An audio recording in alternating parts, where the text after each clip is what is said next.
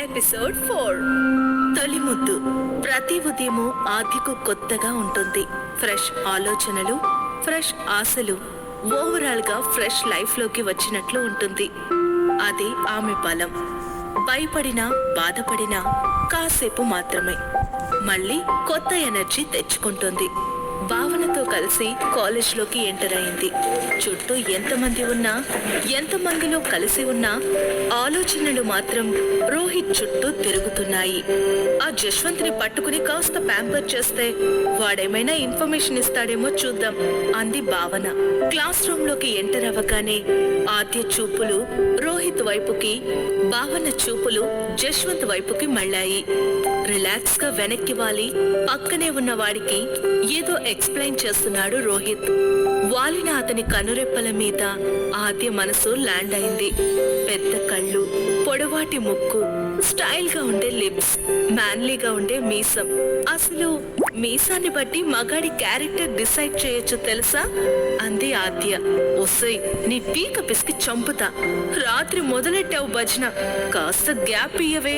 ఇలా కంటిన్యూగా తొక్కితే నా వల్ల కాదే. ఏడుపు గొంతుతో అంది భావన. మూతి తిప్పుకొని రోహిత్ వైపు చూసింది ఆద్య. ఆయన గారి చూపులు మాత్రం బుక్ మీద ఫిక్స్ అయ్యాయి. ఆద్యను చూడలేదు. కానీ జశ్వంత్ మాత్రం ఆద్య వైపు ఆరాధనగా, భావన వైపు ఆశగా చూశాడు.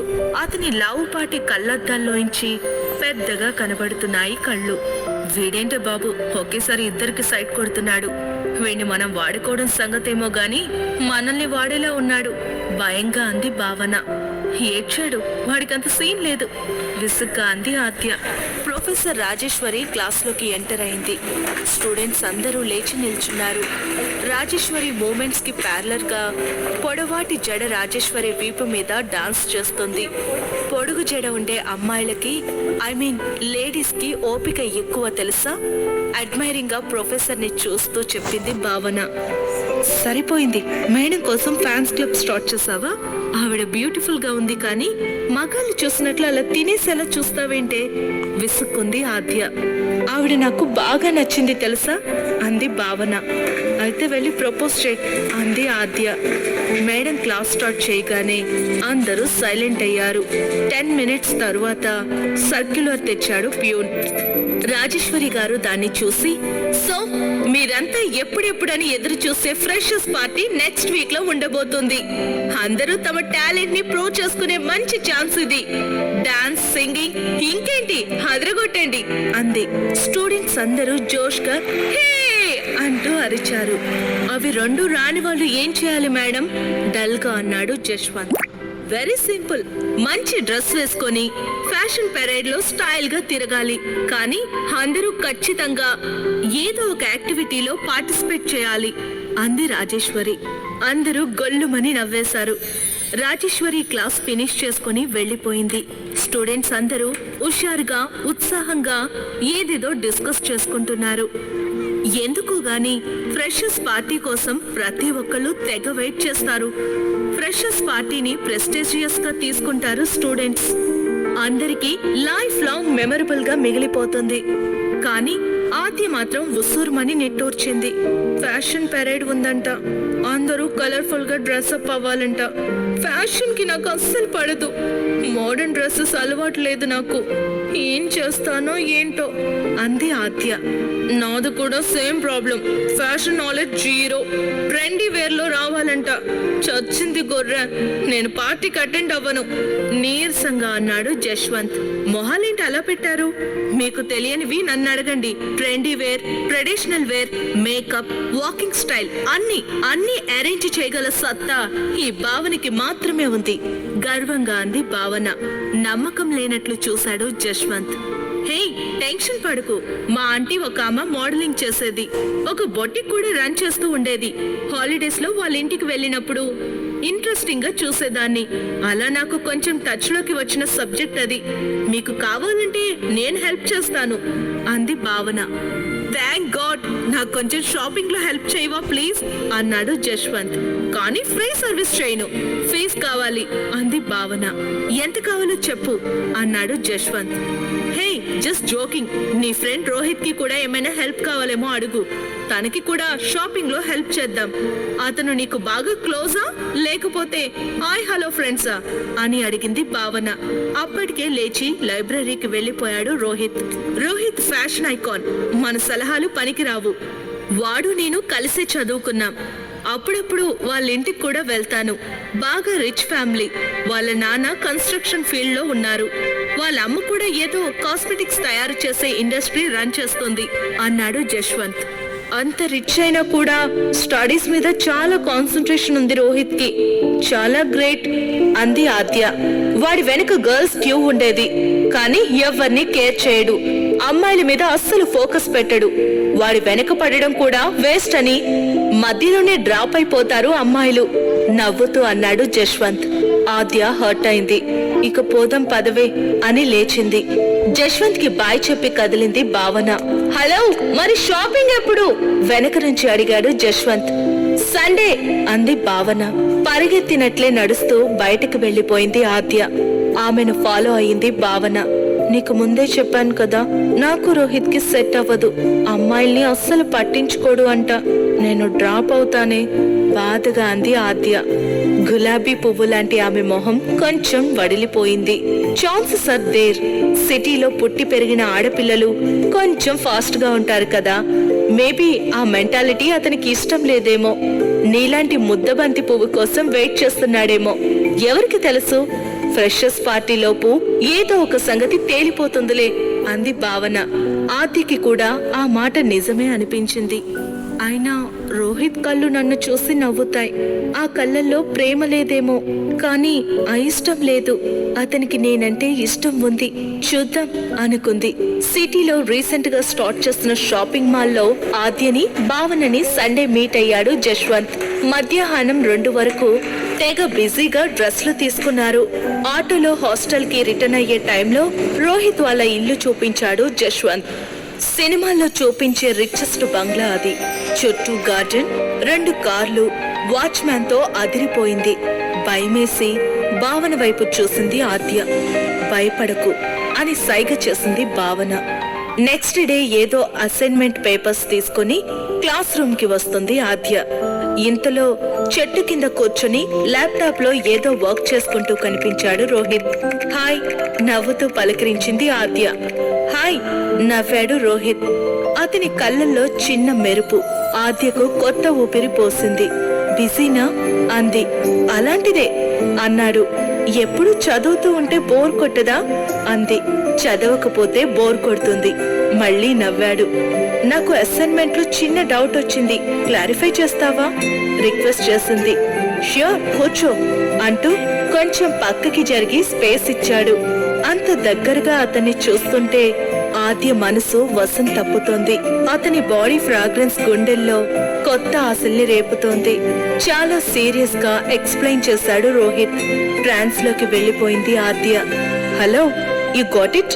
రోహిత్ చిటిక వేసి పిలిచేసరికి సిగ్గుపడింది ఆద్య.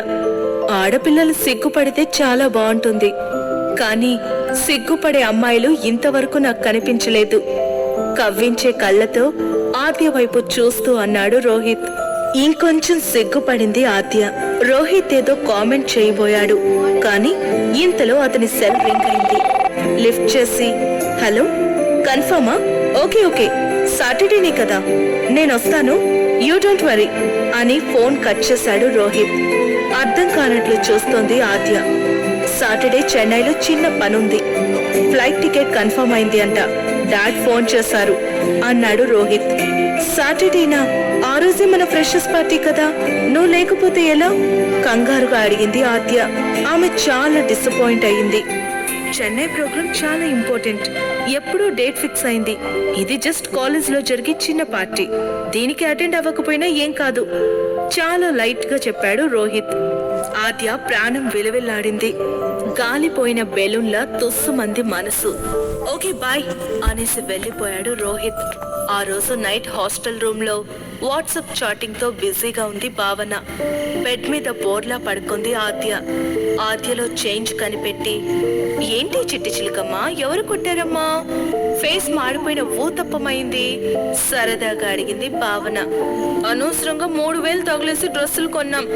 రోహిత్ ఫ్రెషర్స్ పార్టీకి రావట్లేదంట.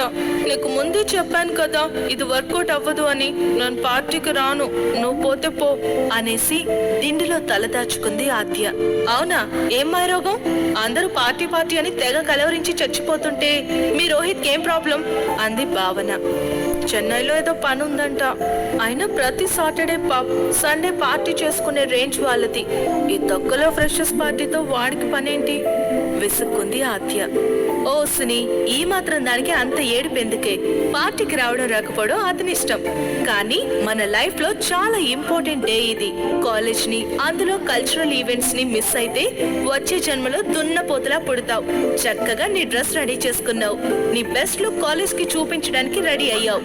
నువ్వు అదరగొట్టే, చూడడానికి వాడికి అదృష్టం లేదులేవే. కానీ ఇలాంటివి వదులుకుంటే మళ్ళీ దొరకవు. బీ కాన్ఫిడెంట్ అంది భావన. అంతేనా? వేలగా అడిగింది ఆద్య. నన్ను నమ్ము, ఉన్నవన్నీ అమ్ము అల్లరిగా అంది భావన. నవ్వేసింది ఆద్య.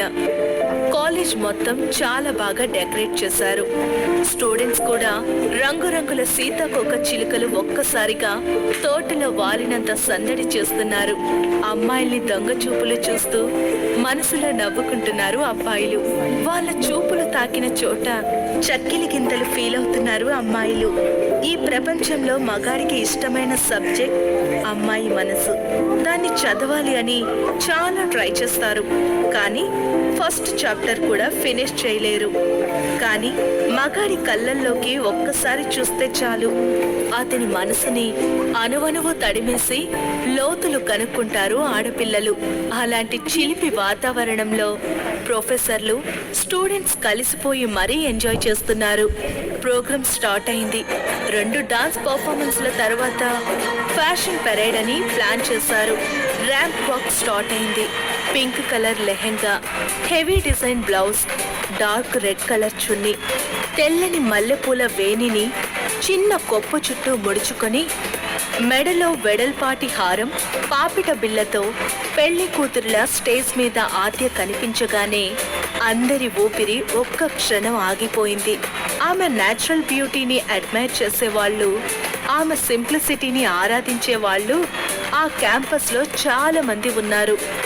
మనసులో ఏమూలో చురుక్కుమని ఆమె చూపు గుచ్చుకొని విలవిల్లాడిన వాళ్ళు ఉన్నారు. అలాంటి వాళ్ళందరి గుండెకాయలు ఒడ్డున పడిన చేపల్లా గిలగిలమని కొట్టేసుకున్నాయి. వయ్యారంగా ర్యాంప్ మీద నడిచింది ఆద్య.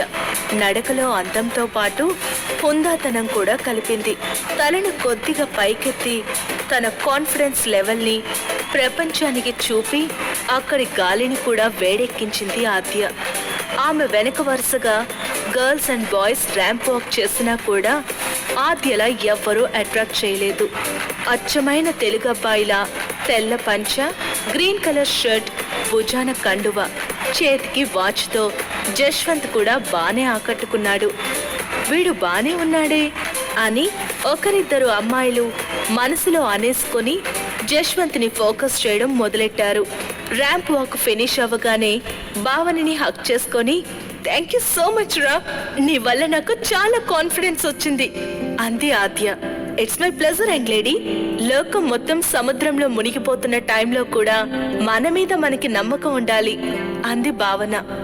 చాలా రిలాక్సింగ్ గా జ్యూస్ తాగేసి చల్లగాలి కోసం బయటకు వచ్చింది ఆద్య. లోపల ఎవరో కలలో నైన కలగనలేదే నువ్వు వస్తావని అని పాడుతున్నారు. ఆ పాట హమ్ చేస్తుంది ఆద్య. సరిగ్గా అదే టైంలో blue colour suit, black shoes తో ఒక మోడల్ లాగా నడిచి వస్తున్నాడు రోహిత్. అతన్ని చూడగానే ఒంట్లోని నరాలు జువ్వుమంటూ కొత్త రాగం మొదలెట్టాయి. అతనికి కనపడేలా, అతని దృష్టిలో పడేలా అతనికి ఎదురెళ్ళింది ఆద్య. ఆమెని చూడగానే రోహిత్ పెదవుల మీద చిందులేసింది చిలిపి నవ్వు. అచ్చంగా పెళ్లి కూతురిలా రెడీ అయ్యి సిగ్గుపడుతూ ఎదురైన అమ్మాయిని చూస్తే ఎవ్వరికైనా ఫీలింగ్స్ కలుగుతాయి. హలో అంటూ ఆమె వైపుకి నడిచాడు రోహిత్. ఆద్య ఎప్పుడో ప్రపంచాన్ని మరిచిపోయింది. రోహిత్ మీద ఫోకస్ చేసి నడుస్తోంది.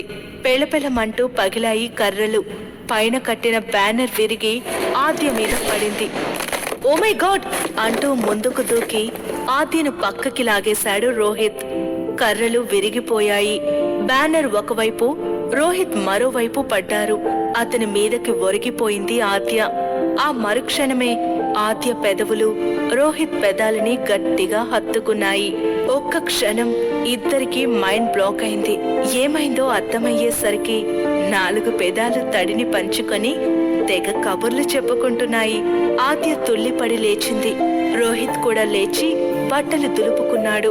ఐఎమ్ సారీ అన్నాడు రోహిత్. తలెత్తి రోహిత్ వైపు చూడ్డానికి ఆమెకు సిగ్గేసింది. వెనక్కి తిరిగి పరిగెత్తబోయింది. కాని ఆమె కాలు మెలికి పడింది. అమ్మా అంటూ కింద కూర్చుంది. అరే వాట్ హ్యాపెండ్ అంటూ దగ్గరగా వచ్చాడు రోహిత్. నా కాలు అంది ఆద్య. ఏది చూడనివ్వు అంటూ వంగాడు రోహిత్. ఏం వద్దు నువ్వు వెళ్ళిపో అంటూ లెహంగా పాదాల మీదకి లాక్కుంది ఆద్య. పాదం వెనికిందేమోరా మృదువుగా అంటూ లెహంగా పక్కకు జరిపాడు రోహిత్.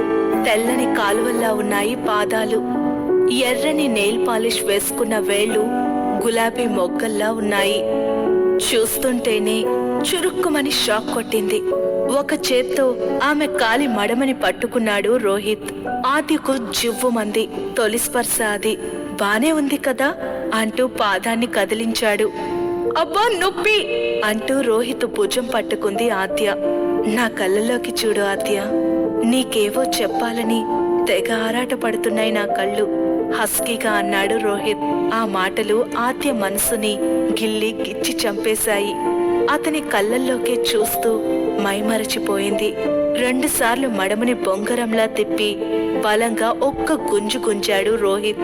ప్రాణం పోయినంత నొప్పి పుట్టి కేవ్వుమంది ఆద్య. అతని భుజం మీద తలవాల్చింది. ఇంకేం పర్వాలేదు, సెట్ అయిపోయింది, ఇక లేచి నడు అన్నాడు రోహిత్. కళ్ళు తెరిచి అతన్ని చూసింది ఆద్య. ఎప్పటిలానే నవ్వుతూ ఉన్నాయి ఆ కళ్ళు. ఇందాకటి రొమాన్స్ లేదు. నొప్పి తెలియకుండా ఉండడానికి రొమాన్స్ మంత్రం వేశాడు అని తెలియగానే చచ్చెంత సిక్కేసింది. లేచి రోహిత్ ని బలంగా నెట్టేసి పరిగెత్తింది ఆద్య. ఓయ్ కనీసం థ్యాంక్స్ కూడా చెప్పవా వెనక నుండి పిలుస్తున్నాడు రోహిత్. ఆమె వెళ్ళగానే అతని మొహంలో అల్లరి నవ్వు మాయమైంది. గుండె మీద రుద్దుకుంటూ ఏంటి పిల్ల ఎందుకిలా నన్ను అల్లరి పెడుతోంది, గుండె తలుపులు బిగించి కూర్చున్నాను అని తెలిసి తలుపులు తీయమని వేధిస్తోంది, ఎవరీమే అనుకున్నాడు రోహిత్.